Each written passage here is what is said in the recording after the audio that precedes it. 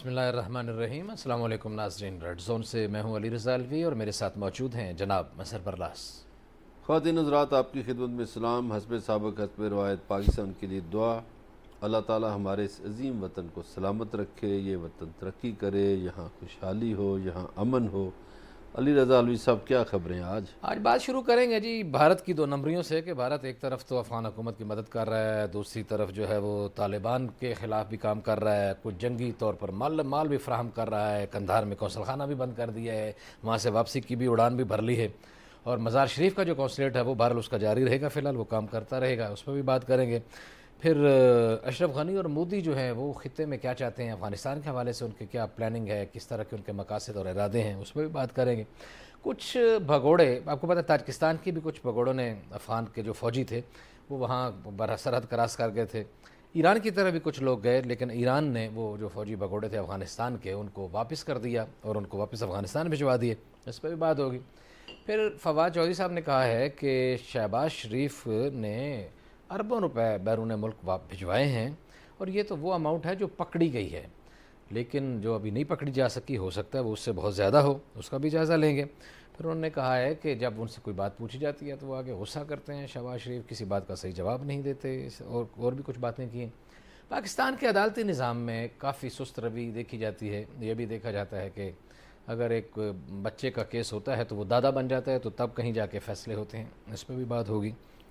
پھر آزاد کشمیر کے انتخابات جو ہیں ان کے بغیر تو کام نہیں چل سکتا، آزاد کشمیر میں بڑی گہمہ گہمی ہے، بلاول واپس جا رہے ہیں یا جا چکے ہیں، اور مریم ابھی ادھر ہی ہیں، اور مریم نے آج پھر تابڑ توڑ حملے کیے عمران خان کے اوپر، اور کہا کہ کون نہیں جانتا کہ عمران خان کو کون اقتدار میں لایا ہے، اور یہ ووٹوں پہ ڈکیتی کر کے لایا گیا ہے، اور بھی بہت ساری باتیں کی، جائزہ لیں گے۔ اور لیکن افغانستان کے ماحول کی طرف بات کریں گے، مظہر برلاس صاحب کی طرف بڑھتے ہیں۔ مظہر برلاس صاحب، بھارت کا جو دوہرا رویہ دنیا ہمیشہ دیکھتی رہتی ہے، ہم پاکستان والے تو بار بار دنیا کو بتاتے ہی رہتے ہیں کہ یہ کیسے منافق لوگ ہیں، ان کا عملی کام کیا ہوتا ہے اور ظاہری کیا ہوتا ہے۔ یہاں افغانستان میں بھی ان کی منافقت کھل گئی، ایک طرف ایک گروپ کو مدد کر رہے ہیں، دوسری طرف دوسرے گروپ کو کہہ رہے ہیں ہم آپ کے ساتھ ہیں۔ اچھا، ایک تو الوی صاحب آپ نے موضوعات بڑے وسیع و عریض بتا دیے ہیں، جی اور پروگرام آپ نے لیٹ شروع کیا ہے۔ جی، وہ تھوڑی پتہ نہیں اب ٹیکنیکل اس میں آپ کا قصور ہے یا آپ کی ٹیکنیکل ٹیم کا نہیں، قصور میرا ہے؟ تو نہیں ہے، ٹیکنیکل ٹیم کا وہ کنیکٹ نہیں ہو رہا تھا، شاید کوئی پرابلم۔ تو وہ آپ اپنی ٹیم سے یہ بھی کہیں کہ یہ پروگرام دن کو ریپیٹ کیا کریں، دوپہر کو 1 بجے، چونکہ اس سلاٹ پہ جو پروگرام ہوتا ہے وہ دوپہر 1 بجے ریپیٹ ہوتا ہے۔ تو آپ کے پروگرام کو کوئی کھانسی ہوئی ہے یا کیا بیماری ہے؟ ٹھیک ہے جی، میں بالکل گزارش کروں گا۔ چلیں اب افغانستان پہ بات شروع کرتے ہیں۔ جی کل بھی ہم نے اس موضوع پہ بڑی سیر حاصل بحث کی تھی۔ گزارش یہ ہے کہ افغانستان وہ ملک ہے جہاں امریکہ رہا، 20 سال انہوں نے کوشش کی بندوق کی نوک پر اور بارود کے ڈھیروں سے کہ وہاں اپنے آپ کو مضبوط ثابت کر سکیں۔ درست ہے۔ لیکن یہ جو اللہ کے بندے طالبان ہیں، یہ بھی لڑتے رہے، انہی کے ہتھیاروں سے بچے کھچے، اور زندگی انہوں نے غاروں میں گزاری ہے، پہاڑوں میں گزاری ہے، تو ان کے لیے وہ مشکل نہیں تھا اتنا۔ صحیح ہے۔ اچھا، جو فوجیں ٹرینڈ ہوتی ہیں پہاڑوں کی، یا جو انسان ٹرینڈ ہوتے ہیں پہاڑوں کے، ان کے لیے پہاڑوں میں لڑنا بہت آسان ہوتا ہے۔ ٹھیک ہے۔ اور جو لوگ بھلے وہ فوجی ہوں، اگر ان کو پہاڑوں کی ٹریننگ نہیں ہے تو وہ پہاڑی علاقوں میں ناکام ہو جاتے ہیں، نہیں لڑ سکتے۔ جیسے امریکہ کا تجربہ ہوا 20 برس میں۔ اب جو افغانستان میں صورتحال ہے، امریکی فوجوں کے انخلاء کے بعد طالبان مسلسل فتوحات کرتے جا رہے ہیں، جی ہاں۔ کئی اضلاع پر ان کا قبضہ ہو چکا ہے، اور ان کے قدم بڑھ رہے ہیں، روک نہیں پا رہے افغان فوجی، صحیح ہے۔ بلکہ سرنڈر کر رہے ہیں۔ اس دوران آپ کے چالاک دشمن بھارت نے ایک کام کیا، بھارت چونکہ امریکی پٹھو ہے، صحیح ہے۔ ایک کام انہوں نے کیا ایک تو پچھلے 20 سالوں میں امریکہ کی چھتری تلے کیا تھا نا جی ہاں، کہ وہاں کونسل خانے بنائے ہوئے تھے جو دراصل را کے سینٹرز تھے، درست ہے۔ جہاں سے دہشت گردی کے منصوبے ترتیب دیے جاتے تھے اور وہ پاکستان میں دہشت گردی کروائی جاتی تھی۔ صحیح ہے۔ لیکن امریکی چھتر چھایا تلے یہ ثابت کیا جاتا رہا نہیں جی انڈیا تو افغانستان کی بڑی ترقی چاہتا ہے اور وہاں منصوبوں میں رقوم خرچ کر رہا ہے۔ پتہ ہے کتنی رقم خرچ کی ہے اس نے 2002 سے اب تک؟ نہیں مجھے نہیں پتا بھائی جان $3 ارب۔ واہ۔ یہ بھارت جہاں لوگ ننگے بھوکے ننگے سڑکوں پہ فٹ پاتھوں پہ سوتے ہیں، افغانستان میں $3 ارب کی سرمایہ کاری کی۔ بالکل ایسے ہی ہے۔ اب یہ دیکھیں یہ انڈین لوگوں کے ساتھ کتنا ظلم اور زیادتی ہے کہ جہاں لوگ بھوکے سوئیں، جہاں لوگوں کو 2 وقت کی روٹی میسر نہ ہو اور ان کا ملک دوسرے ملکوں میں سازشیں اور اب کووڈ سے جو حالت ہے اور جو وہاں کی تصویریں آئی ہیں، یقین جانیے انسانیت تو ہے نا، چاہے حکومتیں دشمن ہے یا فوج وہ ہماری دشمن ہے، لیکن باقی تو انسانیت ہے نا۔ ان لوگوں کی حالت زار پہ یقین جانیے رونا آتا ہے، دکھ ہوتا ہے۔ آپ کو اطلاع ہے کہ مودی سرکار نے ویکسینیشن کے نام پر لوگوں کو پانی کے انجیکشن لگائے ہیں؟ یعنی نوسر بازی بالکل نہیں چھوڑی مودی نے۔ چھوڑی۔ اب یہ دیکھیے یہ جو انڈیا ہے نیپال میں یہ مداخلت کرتے ہیں، سری لنکا میں یہ مداخلت کرتے ہیں، برما میں یہ مداخلت کرتے ہیں، مالدیپ میں یہ مداخلت کرتے ہیں، بنگلہ دیش میں یہ مداخلت کرتے ہیں، چائنا کے ساتھ الگ پنگا انہوں نے ڈالا ہوا ہے اور پاکستان کے ساتھ 2-3 محاذوں پہ پنگے بازی کرتے ہیں۔ جی افغانستان میں ان کے جو کونسل خانے ہیں، خاص طور پر قندھار جو ان کو بند کرنا پڑا، جی اب انہوں نے وہاں طالبان کے ساتھ 2 نمبری کی جی اور وہ 2 نمبری پکڑی گئی ہے۔ جی جی اب دیکھیے طالبان انڈینز کے ساتھ کیا سلوک کرتے ہیں۔ صحیح ہے۔ میرا خیال ہے اس سلوک کا کچھ پتہ انڈینز کو چل گیا ہے، بہت سے انڈین وہاں سے تیاروں کے ذریعے بھاگے ہیں ہاں جی بالکل اور اشرف غنی کے کئی رشتہ دار بھی بھاگے ہیں، صحیح ہے۔ ظاہر انہیں تیاروں میں ذرا وہ بھی انہی کا ایجنٹ ہے۔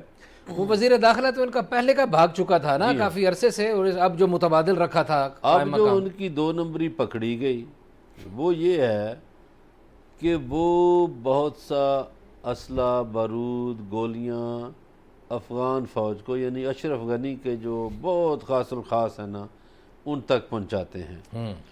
دوسری طرف وہ طالبان کو کہتے ہیں کہ آپ ہمارے لیے کام کرو، ہم آپ کو پیسے دیتے ہیں، جو اجیت کمار دوول کا فلسفہ ہے کہ پیسے ڈبل ٹرپل کر دو۔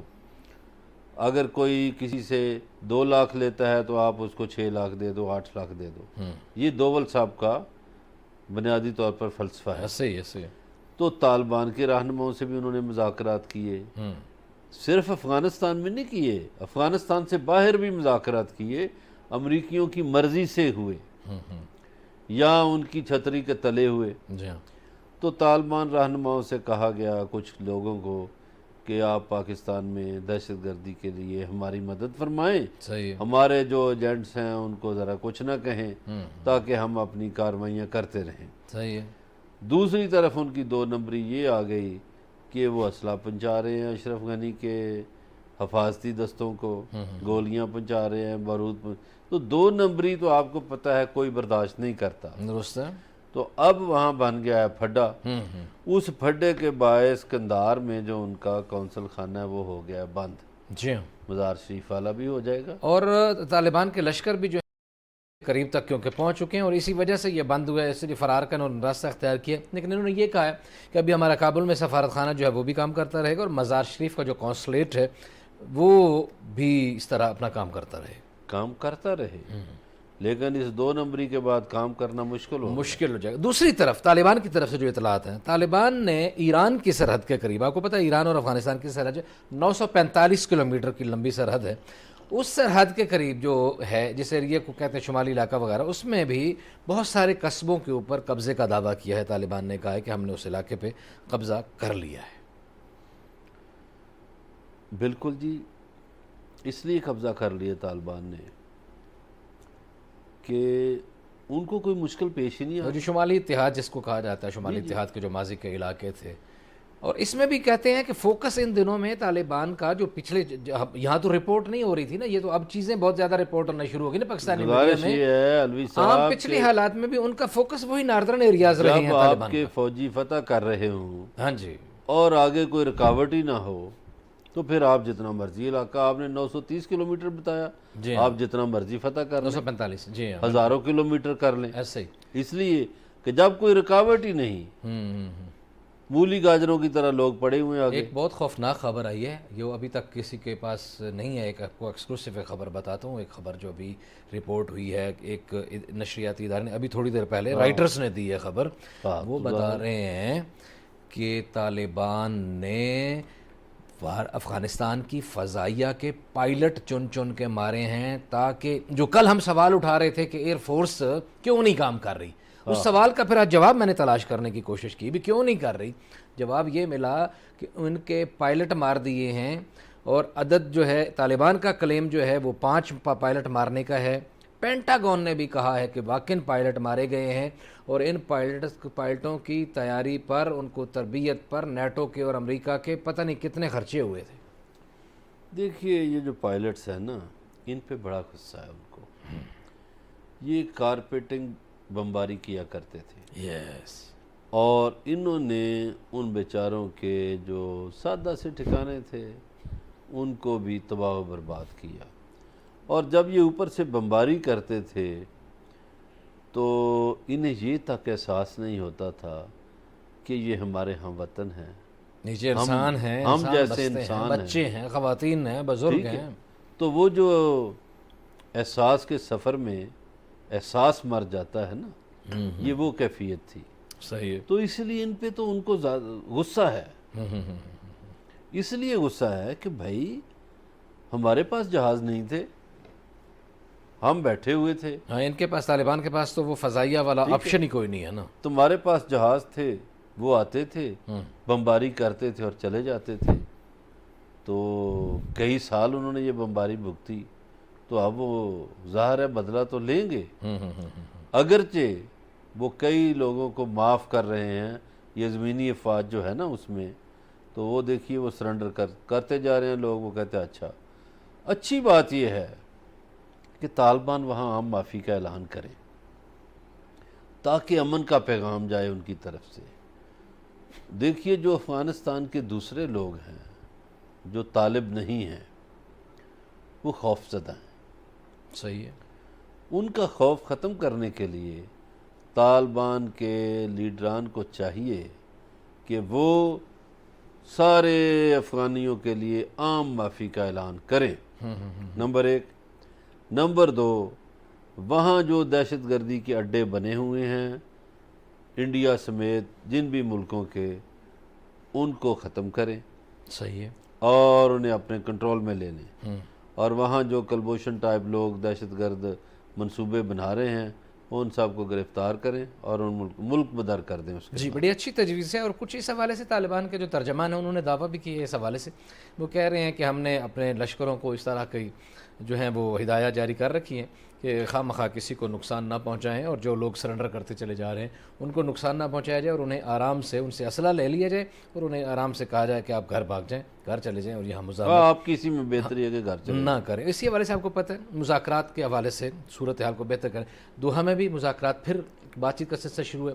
کچھ دن پہلے تہران نے بھی میزبانی کی ہے، طالبان بھی تھے، باقی سٹیک ہولڈرز بھی تھے، تاکہ یہ جو معاملہ ہے جو ہمسایوں کو بہرحال پریشانی تو ہے کہ یہ کیا صورتحال بنے گی امریکہ کے جانے کے بعد، تو اس پہ بات چیت کے حوالے سے بات چیت کے ساتھ مسئلے کو حل کرنے کی کوشش کی جا رہی ہے. دیکھیے اس میں جو بہتر آپشن ہے وہ ہم نے ابھی ڈسکس کیا ہے کہ طالبان عام معافی کا اعلان کر دیں اور وہاں کوئی الیکشن کا پروسیس یا کوئی انتظامی ڈھانچہ بے شک عبوری طور پر بنا لیں، صحیح ہے. تاکہ ایک حکومتی اور انتظامی مشینری جو ہے وہ کام کرتی نظر آئے. ٹھیک ہے. اس میں افغانستان کی عدالتیں بھی کردار ادا کر سکتی ہیں، لیکن پہلی شرط یہ ہے کہ چونکہ طالبان اس وقت فاتحین کے روپ میں آ رہے ہیں، طالبان سب کو معاف کریں اور ایک انتظامی ڈھانچہ بنا لیں حکومت کا، تاکہ حکومت نظر آئے وہاں، اگر بیرونی دنیا نے بھی کسی نے بات کرنی ہے تو وہ حکمرانوں سے بات کر سکے۔ جی، یہ ظاہر ہے ان کو کچھ نہ کسی طرح کا سیٹ اپ بنانے کی ضرورت ہوگی، لیکن میرا خیال ہے کہ طالبان ابھی اس بات کا انتظار کر رہے ہیں کہ باقی دنیا کیا کہتی ہے اور ان کے ان معاملے کو کس طرح دیکھتی ہے، کیونکہ پاکستان جس نے پچھلی دفعہ بڑے ہی بلا توقف ہی ان کی حکومت کو تسلیم کر لیا تھا، وہ بھی ابھی لعت اللال کا شکار ہے، اور باقی وہ ممالک جنہوں نے فوری طور پر تسلیم کر لیا تھا انہوں نے بھی یہی کہا ہے کہ اس انداز میں نہیں، بات چیت کے ذریعے مشترکہ انداز میں بہت سارے اسٹیک ہولڈرز کو ملانے کے بعد حکومت جو ہے وہ بنائی جائے، جنگ کی بنیاد پر یا بندوق کی بنیاد پر جو ہے وہ حکومت نہ بنائی جائے۔ بات چیت کے سلسلہ جاری، ہمارے ساتھ رہیے گا، ملتے ہیں بریک کے بعد۔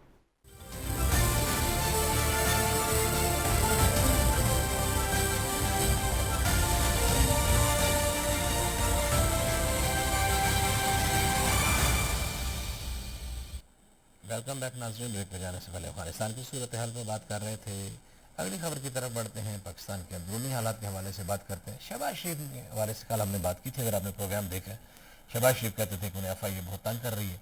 آج فواد چودھری نے اس حوالے سے گفتگو کی ہے اور ٹویٹ بھی کیا ہے، ان کا کہنا یہ ہے کہ اربوں روپے تو باہر بھیج دیے آپ نے، اور یہ وہ رقم ہے جو پکڑی گئی، ایف آئی اے نے پکڑ لی، پتہ نہیں اصل میں کتنے بھیجے ہیں۔ مظہر برلاس صاحب، آپ کا کیا خیال ہے؟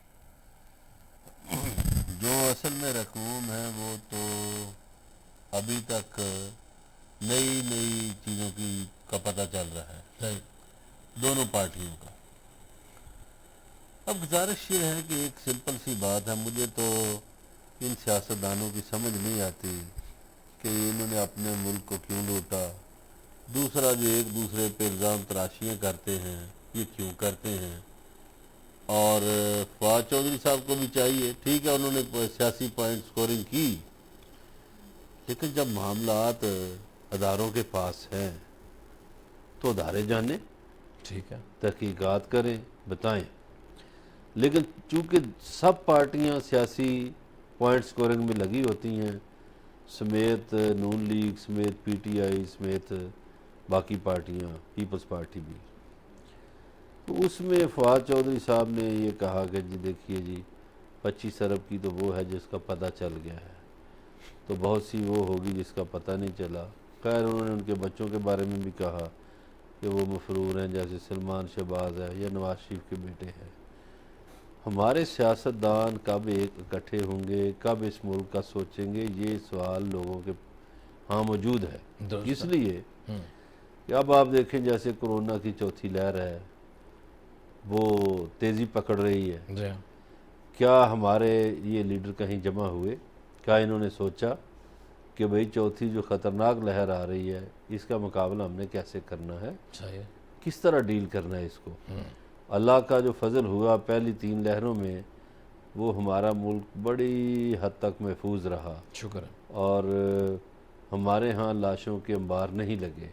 صحیح ہے، تو ہمیں چونکہ جب تک یہ وبائی مرض مکمل طور پر نہیں ختم ہوتا ہمیں الرٹ تو رہنا چاہیے، تیار رہنا چاہیے۔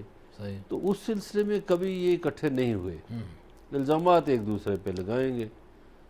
یہی صورتحال ہمارے انصاف کی ہے۔ صحیح ہے، یہ میں آپ کو اس لیے کہہ رہا ہوں کہ انصاف جو ہے وہ غریب آدمی کی پہنچ سے دور ہے۔ صحیح ہے، امیر لوگ تو ضمانتیں کرا لیتے ہیں، مفت کے ان کے وکیل ہوتے ہیں۔ پچھلے دنوں ہم نے ایک کیس ڈسکس کیا تھا حافظ آباد کا، سکھے کی کا، کہ وہ جو سعادت شاہ صاحب تھے، امام مسجد تھے، ان کو قتل کر دیا، ان کے قاتل بھائی ضمانتیں بھی ہو گئیں۔ ان کے بھائی ذاکر شاہ نے لاہور میں پریس کانفرنس کی کہ بھائی ہمیں انصاف دیا جائے۔ صحیح ہے، اب دیکھیے ہم تو انصاف نہیں دے سکتے، ہم تو آواز ہی بلند کر سکتے ہیں۔ صحیح ہے، اسی طرح آپ دیکھیں پچھلے دنوں معروف سیاستدان ملک حاکمین خان کے صاحبزادے شاہان ملک کو ایک جنازے میں قتل کر دیا گیا۔ جی، یعنی شاہان ملک گورنمنٹ کالج لاہور کے پڑھے لکھے، اور اس کے بعد 2008 سے 2013 تک پیپلز پارٹی کے رکن اسمبلی رہے، پنجاب کے ایم پی رہے، صحیح ہے، اٹک میں وہ خدمات انجام دیتے تھے۔ اب ان کے ایک سوتیلے بھتیجے نے ان کو جائیداد کے تنازع پر وہ ان کی ہمسائیگی میں اقبال شاہ صاحب ہیں، ان کا جنازہ تھا، وہ جنازہ پڑھنے گئے اور جنازے کے اب صفے تیار ہیں تو ادھر آ کے گولی مار دی۔ اب مجھے یہ بتائیں کہ شاہان ملک صاحب تو چلے گئے، اللہ ان کو غریق رحمت کرے، چھوٹے بچے ہوں گے ان کے، صحیح ہے، اب ان کا مقدمہ کون لڑے گا؟ ٹھیک ہے، چلو یہ تو ایک ایسی فیملی ہے جن کے پاس پیسے ہوں گے، بہت سے پاکستان میں غریب لوگ ہیں صحیح ہے، جن کے گھر کا کوئی نہ کوئی فرد قتل کر دیا جاتا ہے۔ اب قتل ہونے کے بعد جی ہاں، علوی صاحب ایک تو ان کے جو بچے ہیں یا بیوہ ہے اس کو خرچہ دینا، صحیح وہ کوئی بھائی اگر اٹھا لے اس کی مہربانی، صحیح، عام طور پر نہیں اٹھاتے صحیح ہے، کیونکہ ان کے اپنے اخراجات ہوتے ہیں، صحیح، وہ اٹھا لے تو کورٹ کچہریوں کی فیسیں کون دے؟ تو ٹھیک، پاکستان میں انصاف اس لحاظ سے بہت مہنگا ہے، صحیح ہے، وہ عام آدمی کی پہنچ سے دور ہے، اور ہمارے قوانین ایسے ہیں کہ وہ کہتے ہیں مدعی کدھر ہے، صحیح، گواہان کدھر ہیں۔ اچھا، جو بدماش کسی کو مارتا ہے کوئی بدماش کے خلاف گواہی نہیں دیتا، صحیح ہے، گواہان مکر جاتے ہیں۔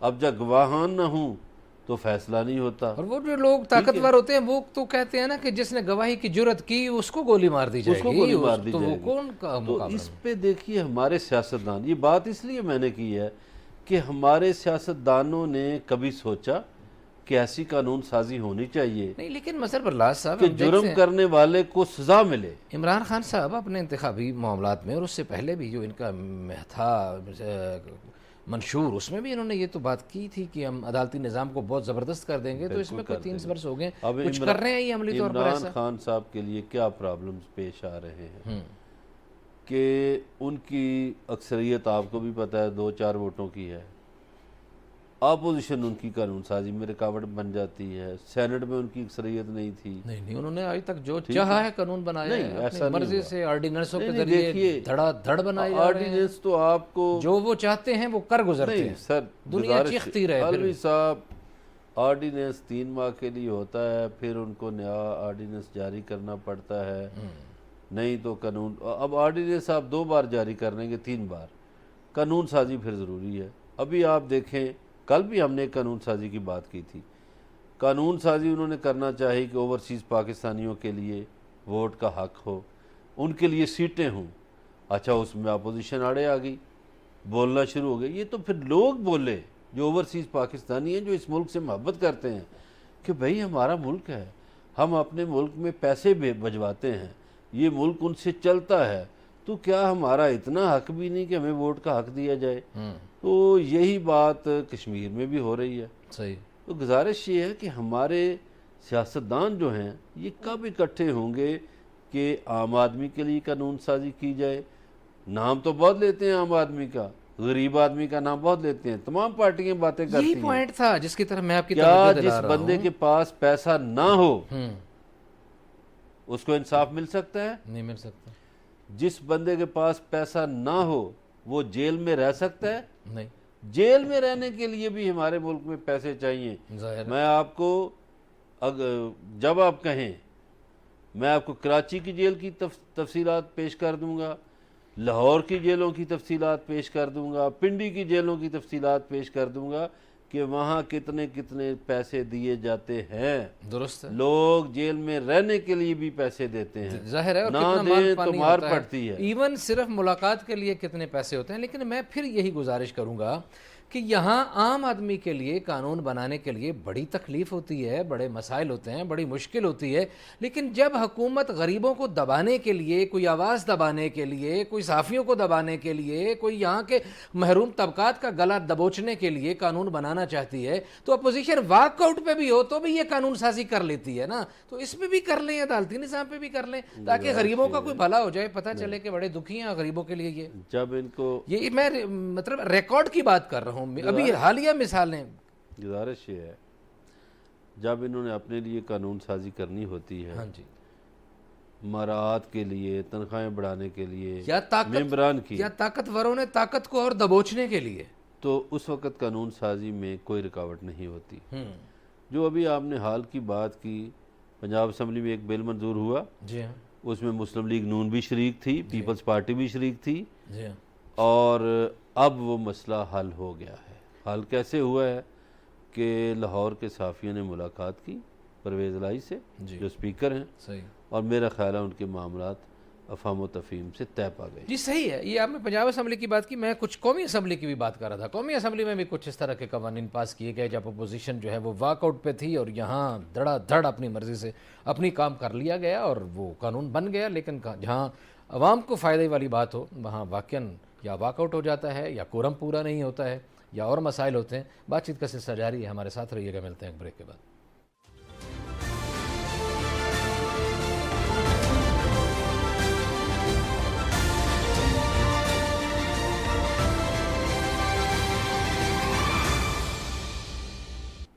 ویلکم بیک ناظرین. بریک پہ جانے سے پہلے بات ہو رہی تھی پاکستان کے عدالتی نظام کی. شہباز شریف کی بات ہوتے ہوتے عدالتی نظام کی طرف جا پڑی, اور پھر بات آگے چل نکلی کہ قانون سازی کے لیے جب ان کے اپنے مفادات ہوتے ہیں قانون سازوں کے, تو اپنے مفادات کے لیے یا طاقت کو دبوچنے کے لیے یا غریبوں کے گلے دبوچنے کے لیے تو یہ آنن فانن قانون بنا لیتے ہیں.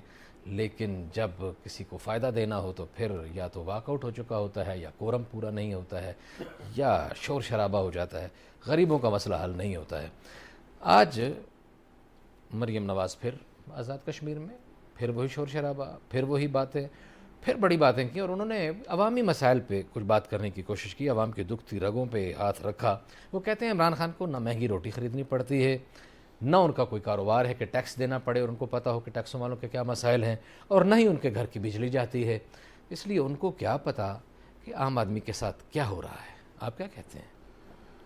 دیکھیے مریم نواز صاحبہ کی جو باتیں ہیں نا, آج وہ آزاد کشمیر کے وزیر اعظم جو ہیں ان کے حلقے کی طرف گئی ہوئی تھیں. جی ہٹیاں باتیں تو وہ بہت کرتی ہیں. آج انہوں نے ایک بات کی کہ کشمیر تو میرا اپنا گھر ہے, یہاں مجھے ووٹ مانگنے کے لیے نہیں آنا پڑتا. تو کوئی بندہ پوچھے کہ آپ ادھر کیا کرنے گئی ہوئی ہیں, ٹھیک ہے, آپ نااہل بھی ہیں پاکستانی عدالتوں سے, اعلیٰ ترین عدالتوں سے, پھر آپ ادھر کیا کرنے گئی ہیں. عمران خان پر تنقید کرنا بہت آسان کام ہے, لیکن عمران خان نے تو کوئی باہر جائیدادیں نہیں بنائی, عمران خان نے تو لوٹ مار کوئی نہیں کی. عمران خان نے تو آج بھی ان کی مخالفت میں نہیں ٹویٹ کیا, اس نے تو آج بھی یہ ٹویٹ کیا کہ کے پی کے پہاڑوں کی تصویر لگا کے اس میں جو نئے درخت اگ رہے ہیں اس کی بات کی, ماحولیات کی بات کی. اب دیکھیے وہاں وہ جواب دیا ہے علی امین گنڈاپور نے, وہی ان کا جواب دیتے ہیں. ادھر بھی وہیں گلگت میں بھی انہوں نے جواب دیا تھا. جی جی جی جی آج انہوں نے کہا کہ آپ تو کہتے تھے جندال سے ہمارے ذاتی تعلقات ہیں, دوول سے ہمارے ذاتی تعلقات ہیں, مودی سے ہمارے ذاتی تعلقات ہیں.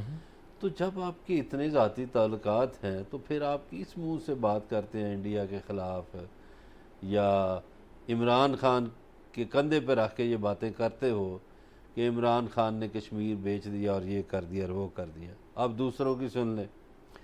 وہ جو بلاول بھٹو زرداری صاحب ہیں وہ خیر سے امریکہ تشریف لے گئے ہیں. جی اب پریشانی یہ ہے کہ وہ کس کو میدان میں اتاریں. آصف علی زرداری بیمار ہیں. اب ان کی پارٹی نے یہ سوچا ہے کہ وہ آصفہ بھٹو زرداری کو میدان میں اتار رہے ہیں صحیح جلسوں کے لیے. صحیح. تو آصفہ بھٹو زرداری جو ہے انہوں نے ایک جلسہ پی ڈی ایم کے پلیٹ فارم سے کیا تھا ملتان میں. یس. تو مریم نواز پریشان ہو گئی تھی. جی تو سو مریم نواز کو مبارک ہو کہ ان کی پریشانی کا سامان جو ہے وہ پیپلز پارٹی نے کر دیا ہے, بندوبست کر دیا ہے. ٹھیک ہے. ان کو اب مزید پریشانی کا سامنا کرنا پڑے گا. صحیح ہے. حکومتی تقریروں کی میں بات ہی نہیں کر رہا, میں تو بات کر رہا ہوں جو پیپلز پارٹی سے ان کو سامنا کرنا پڑے گا. اگرچہ بلاول بھٹو بھی تنقید کر کے گئے ہیں نون لیگ پہ. اب جو مریم نواز صاحبہ نے زبان اختیار کی ہوئی ہے وہ پھر انہوں نے کہا عمران خان کو کون اقتدار میں لایا. جی ساری دنیا جانتی ہے, سارا آزاد کشمیر جانتا ہے کہ اس کو کون اقتدار میں لے کے آیا. ہاں تو ساری دنیا یہ بھی ووٹ چوری جانتی کیے ہے, گئے. ساری دنیا یہ بھی جانتی ہے کہ آپ کے ابا جی کو کون اقتدار میں لایا, کس طرح لال شرٹ پہن کے جنرل جیلانی کے پاس گئے تھے. ٹھیک ہے. تو گزارش یہ ہے کہ پاکستان میں جو بھی اقتدار میں آتا ہے یا دنیا کے ملکوں میں جو بھی اقتدار میں آتا ہے کہیں نہ کہیں اسٹیبلشمنٹ کا رول ہوتا ہے. تو ان کے ابا حضور جو آئے ابھی تک تو وہ جو پیسے لیے تھے، وہ جو کیس اصغر خان صاحب لے کر گئے تھے سپریم کورٹ، وہ بھی حل طلب مسئلہ ہے۔ صحیح۔ تو گزارش یہ ہے کہ آپ خود، کل بھی ہم نے بات کی تھی نا کہ میٹھا میٹھا ہب کڑوا کڑوا تو یہ سیاست دانوں کا ہمارا مجموعی ایک رویہ ہے۔ صحیح، یعنی آپ کا خیال یہ ہے کہ وہی لوگ جو نواز شریف کو لائے تھے یہی لوگ عمران خان کو بھی لائے تو ہیں؟ وہی لاتے ہیں۔ اچھا اچھا اچھا، لیکن عمران خان کے پیچھے 22 سال کی جدوجہد ہے۔ صحیح۔ یہ تو ایک کھلنڈرے بوائے کے طور پر آئے تھے، اور جنرل جیلانی صاحب نے وہیں کے ایک ویٹر لیکن کا ایک عام کلا جو لوگ یہ تھا، پوچھتے ہیں کہ اگر اسٹیبلشمنٹ ہی سیاستدانوں کو لاتی ہے، بھٹو کو ایوب لایا، پھر نواز شریف کو ضیاء لایا، عمران خان کو پاشا لایا یا جو بھی لایا، تو پھر یہ تو چلو ابھی چل رہا ہے، تو ان کی پھر بنتی کیوں نہیں، لڑائی کیوں ہو جاتی ہے، کس وجہ سے، جھگڑا کیا ہو جاتا ہے پھر؟ اب یہ مجھے جواب دیں، میں پاکستان کا جواب نہیں دیتا۔ مودی کو کون لایا؟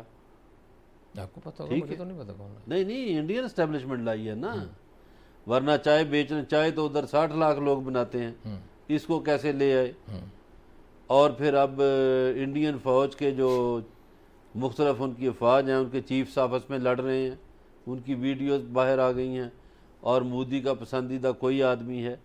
تو اختلافات ہر ملک میں ہیں، ہر ملک میں اسٹیبلشمنٹ۔ کیا امریکہ کی آپ بڑی مثالیں دیتے ہیں، کیا الگور کا الیکشن نہیں دیکھا تھا؟ کیا ابھی جو تھا ٹرمپ، وہ کیا کہتا تھا الیکشن کے بارے میں؟ گزارش یہ ہے کہ لوگ ڈیپ سٹیٹ تھیوری پہ عمل کرتے ہیں، ہمارے سیاستدان ڈیپ سٹیٹ تھیوری پہ عمل نہیں کرتے۔ یہ فرق ہے پاکستان میں اور امریکہ میں، پاکستان اور انڈیا میں۔ صحیح ہے جی، آپ نے بات چیت سنی، یہ ایک اس طرح کا یہ صورتحال ہے کہ کس طرح چل رہا ہے، کس طرح حکمرانی ہوتی ہے اور کس طرح کے معاملات ہوتے ہیں۔ مریم کا آج کیا کہنا تھا اور مریم کے کس طرح کے الزامات تھے، الیکشن کے نتائج آزاد کشمیر کے کیا آئیں گے پتہ چل جائے گا جب الیکشن ہوں گے۔ ابھی تو گرما گرمی ہے اور یہ گرما گرمی ابھی مزید کچھ دن رہنی ہے۔ آج اتنی آپ سے ملاقات ہوگی، اگلے پروگرام میں اپنا خیال رکھیے گا، اللہ نگہبان۔